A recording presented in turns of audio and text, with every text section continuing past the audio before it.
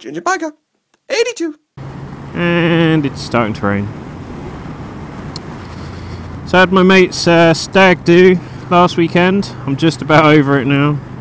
Felt foggy for the good few days afterwards. We had a few things planned, but the weather was absolutely shocking. It was like buckets of water. So we got the train down to Portsmouth.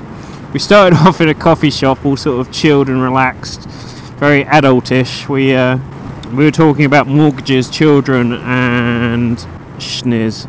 But yeah, then we saw a couple of these little feckers, some seagulls, and they were having a right little scrap, and that turned the subject. Sort of, that was the ding-dong moment where we were like, hang on, we haven't mentioned tits and boobs and arse for ages. So everything went a little bit more immature from that moment on. Started drinking about 12 o'clock.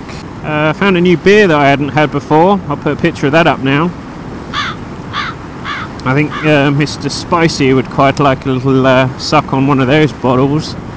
I haven't had a drink for like 15 weeks because of my diet. After that I was like, woo! So the groom, by the way, was all dressed up lovely. This is a nice shot of him playing pool.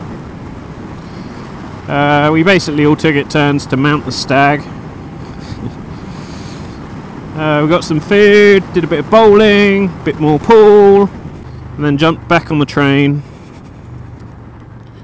where we dressed him up in a different outfit, something a bit more risque for the evening.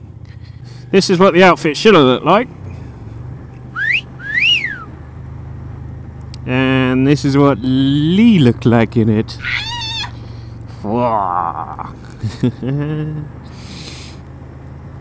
Sexy times.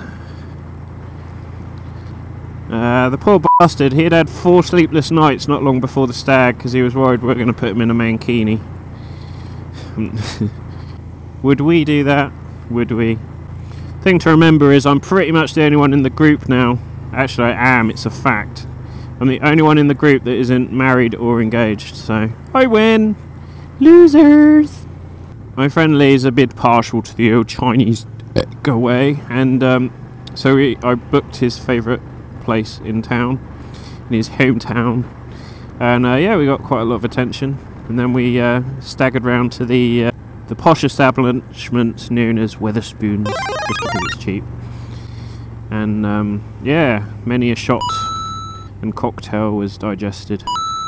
I think I managed to balance the cocktail versus shot ratio pretty well. None of us were too bad in the morning.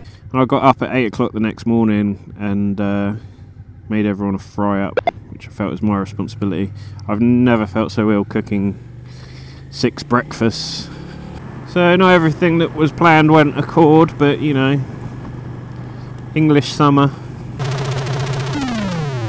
English fucking summer. Double bloody decker. And the final thought from the stag do is, so long, gay boy!